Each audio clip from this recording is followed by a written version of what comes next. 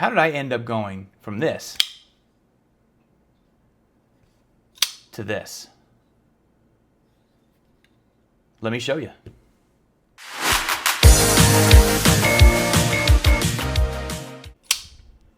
This is one of the most sought after knives in the EDC world, and it is damn near $1,000. And I will tell you that this is not, like most of you, where my journey began.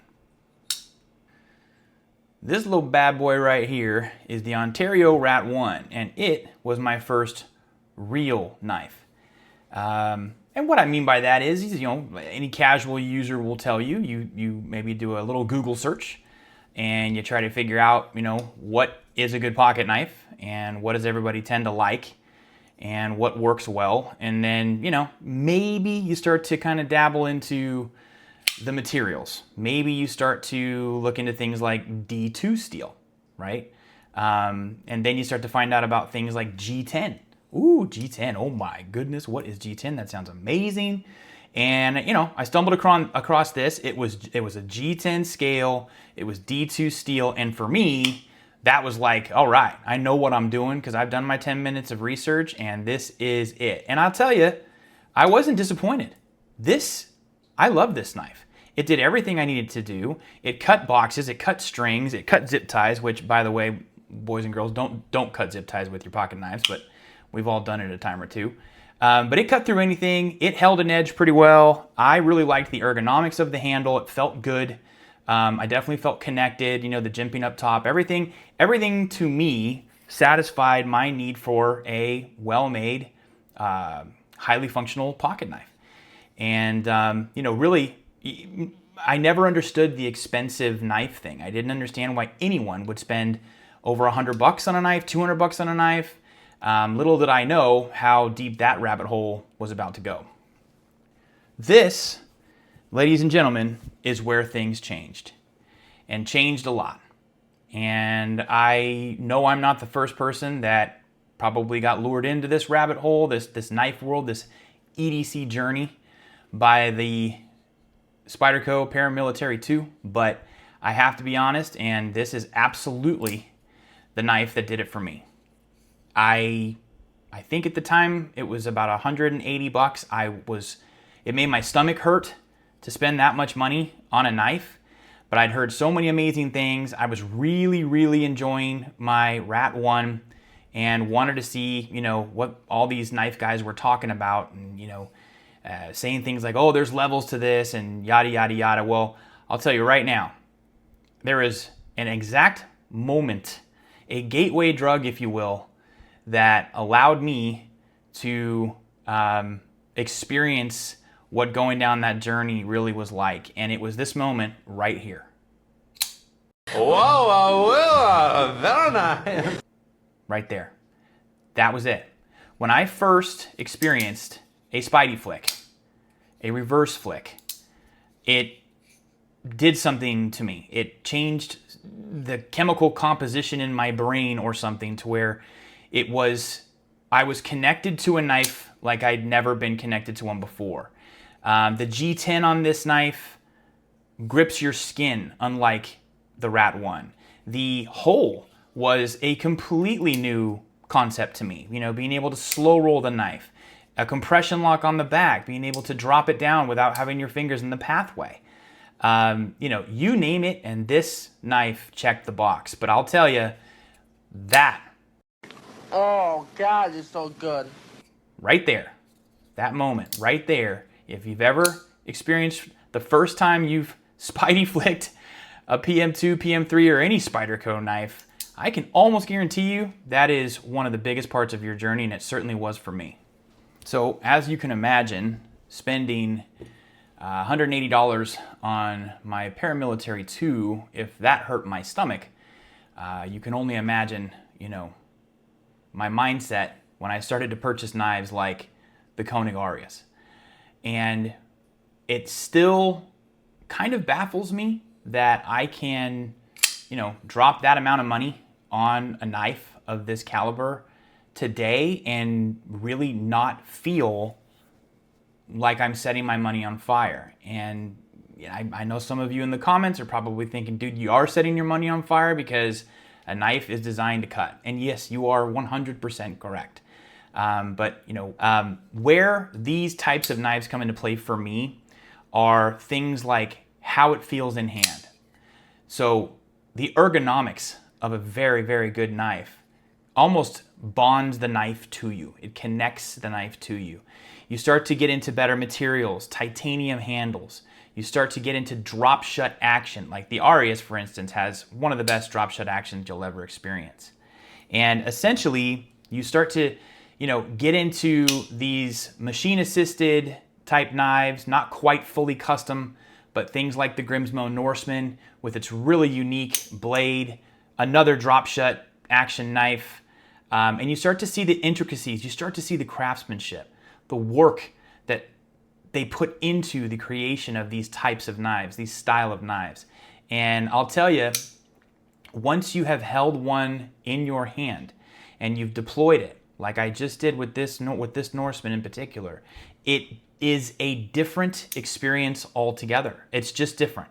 And I know just telling you that it's different is something that isn't exactly going to explain to you why you'd ever get into knives of this caliber. This is the Demco 8020, but I can tell you a few of my friends that collect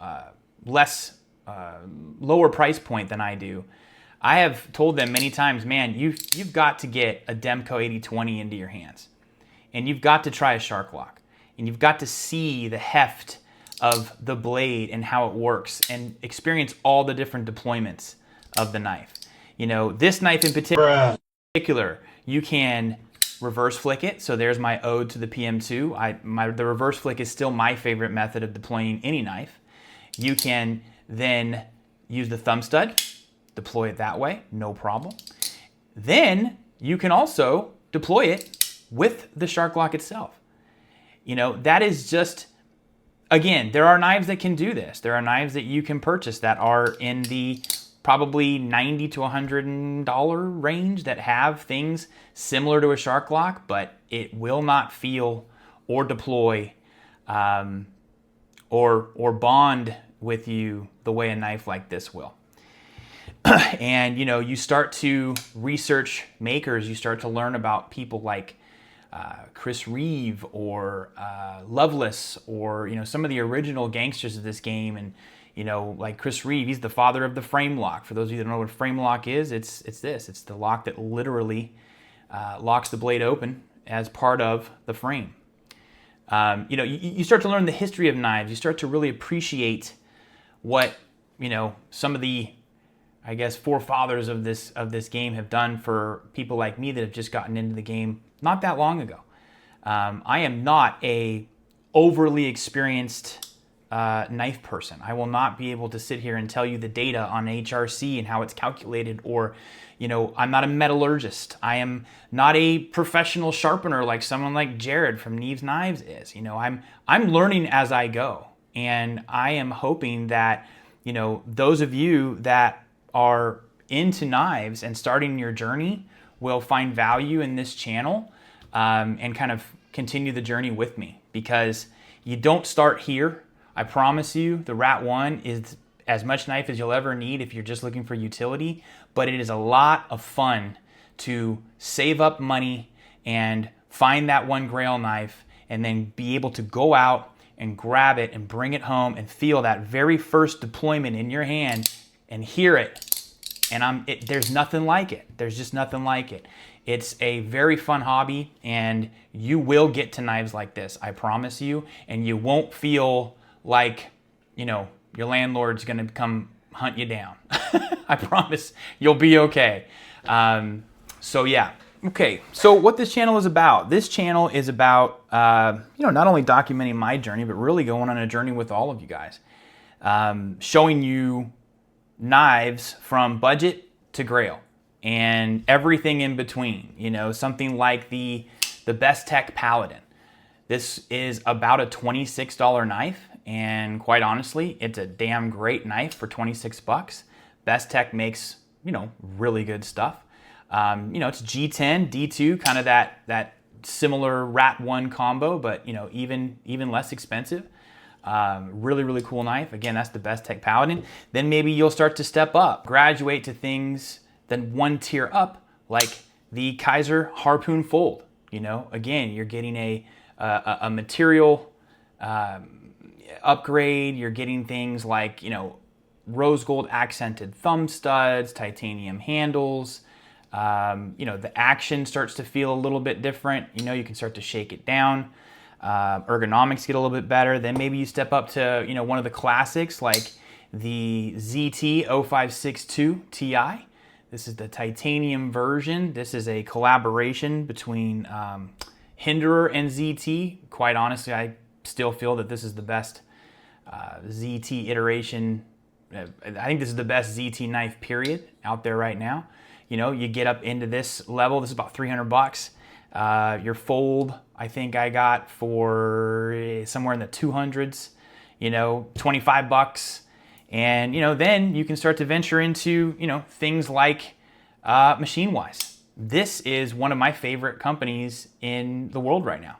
They have incredible tolerances. The machining process that they are using is so specific and so dialed in and so tuned that, you know, the pivot is, it's beyond what a lot would say is glassy. The action itself, you know, if Metal was describing this, he'd say it was like a oiled duck skimming across a frozen pond or something, you know, something funny like that, because it's hard to describe and it's hard to come up with adjectives for the level of craftsmanship that go into some of these knives. But you know, this is what the channel is going to be about. I'm going to review every single knife that I have in my collection, and I've got a lot. But I'm not going only to premium knives. I'm not going to stick, you know, in one particular budget, and I'm not going to only do you know, very low budget knives. I am going to basically try to help you guys get exposed to as many knives as I possibly can. And if it helps you make a purchasing decision, awesome. If it helps steer you away from something that maybe you were thinking about buying, that's okay too. But in the end, what this channel is it is my journey, and it is a journey that I'm hoping you will come with me on. I will be attending things like blade shows and all that stuff in the future. Right now, I'm continuing to, you know, collect information, learn more about materials, processes, different lock types, different blade shapes, different sharpening techniques, you know, basically everything that you're all learning about that makes this hobby so fun. But, you know, I will tell you that, and I'm very passionate about this. This is not my full-time job. I do this part-time, but I'm going to dedicate pretty much most of my free time to doing this. And I look forward to it. I look forward to all of you, and I don't care if I've got 1 million subscribers or if I have 1 subscriber, because to me, this is more about trying to give back to the knife community and, you know, having fun with you guys and interacting with you in the comments and engaging. And so, yeah, I'm hoping that you guys find value in this channel. And, you know, I will spice it up. I will do different types of content. You will see a lot of shorts from me. I really think that knife shorts are a lot of fun when you want to get a quick look at a knife or understand what's going on with a particular new maker. Then you'll have the long form reviews on individual knives and, you know, my opinions on them. They will not always be shining opinions. I will give feedback when a knife does not hit, you know, a lot of the boxes that I expected to. But in the end, that's what Southern Cali EDC is all about. It is about taking a journey with me and, you know, all of us kind of doing this thing together and having fun. So with that being said, thank you for taking the time to watch this. And, you know, if you'd like to hit the like button, great. If you'd like to subscribe, that's awesome. But you are not obligated to do anything that you don't want to do. Again, I'm here as one of you guys. I'm here as just a knife enthusiast that really enjoys this and has decided to try to take it to maybe the next level if I can. So yeah, I look forward to sharing this journey with all of you, and you know, any engagement is much appreciated. Thank you so much.